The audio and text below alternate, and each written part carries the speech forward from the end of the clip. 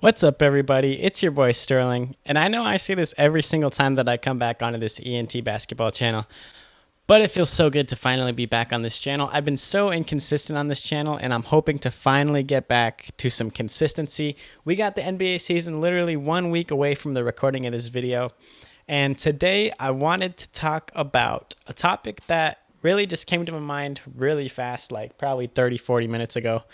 And I saw a thing on Instagram, and it was the odds for the most improved player award for this year. So, the second most favorited player to win the most improved player award this year is Zion Williamson. And other guys that are in the top 7 of the best odds to win the award are Anthony Edwards, RJ Barrett, and Cade Cunningham.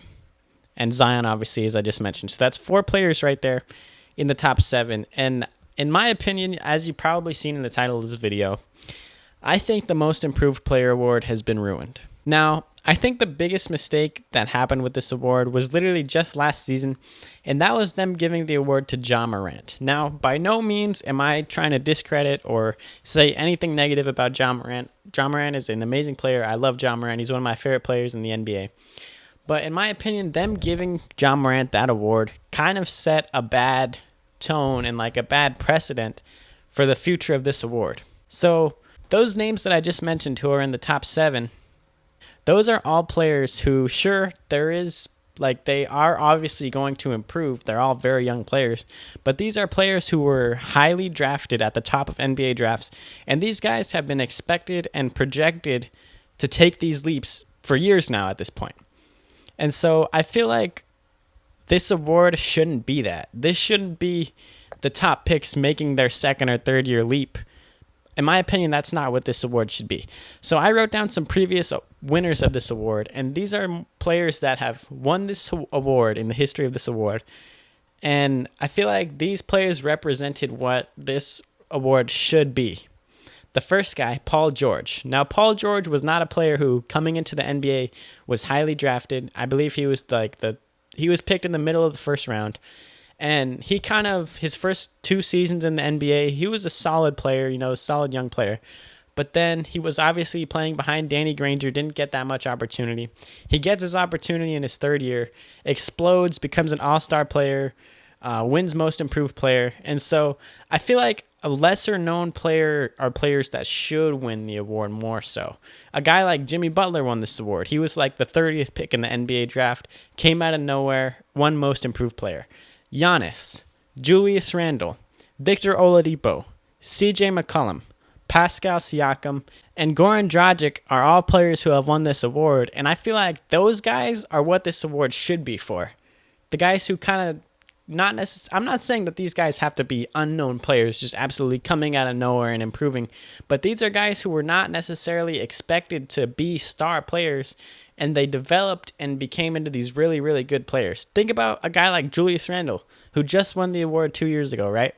Randle was kind of bouncing around. He didn't really find a home for himself on the Lakers.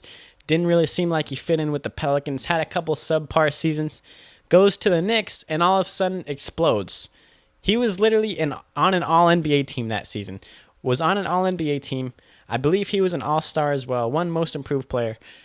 That, in my opinion, is what this award should be for, instead of these guys who are projected and expected to make these leaps like for years now. And also, another thing to me is how much can these guys really improve? Now, RJ Barrett averaged 20 points last year. Now, how much is he going to have to jump to make that most improved player, to get into the conversation? Anthony Edwards averaged 21 last season. And the main point of this, Zion Williamson, who was, by the way, the second most favorited person to win this award, averaged 27 points 2 seasons ago. So, what is Zion going to have to do to win this award? How is that even realistic? What is he going to have to do? How much is Zion going to improve from 27 points? And so that's why I just feel like this award really kind of got tainted, and the criteria of this award kind of changed when Ja Morant won it last year. Now, again, by no means am I trying to take anything away from Ja Morant. He had a great season. But if you look at the numbers, Ja Morant had an 8 points per game progression from the year before. Now, he wasn't even the most improved player on his own team if you strictly want to look at the points per game stat, which is what this award mainly focuses on. Desmond Bane had a 9-point leap.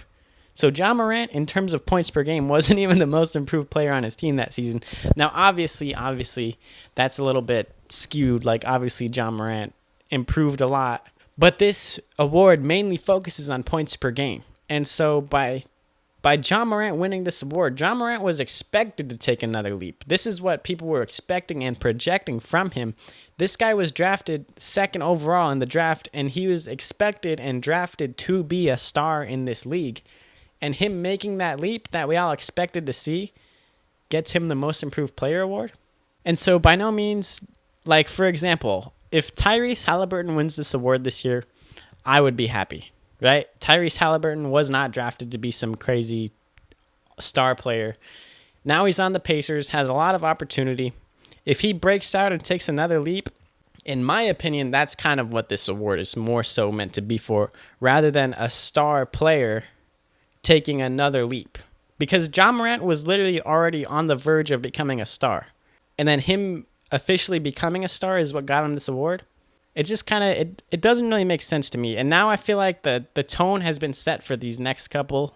And just by the betting odds, it kind of shows Zion, Anthony Edwards, RJ Barrett, and Cade Cunningham are all projected in the top of the odds to win this award. And it just doesn't really make sense to me.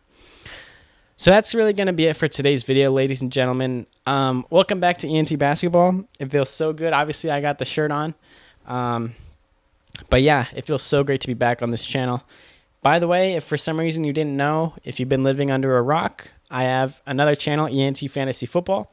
Go check out that channel because we talk about fantasy football. We talk about football. We get into the numbers, get into the statistics. So go check out ENT Fantasy Football. And also on this channel, we got basketball season starting in 7 days as of the recording of this video. So go down below, like, comment if you haven't already subscribed because we got way more content coming for you guys in the next couple weeks. And thank you guys so much for watching this video. I'm out of here.